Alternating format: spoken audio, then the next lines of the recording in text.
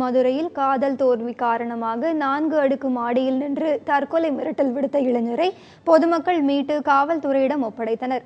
மதுரை அவனியாபுரத்தை சேர்ந்த பிரவீன் சர்மா என்பவர் பழங்காநத்தம் பகுதியை சேர்ந்த கல்லூரி மாணவியை ஒரு தலையாக காதலித்துள்ளார்.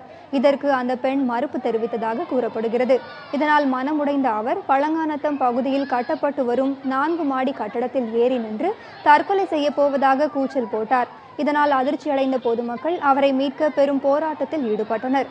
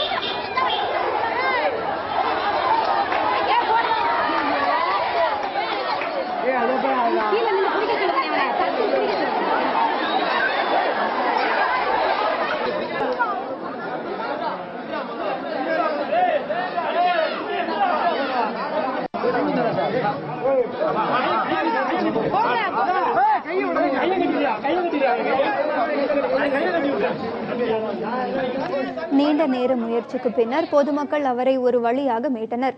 இந்த சம்பவத்தால் அப்பகுதியில் பெரும் பரபரப்பு காணப்பட்டது.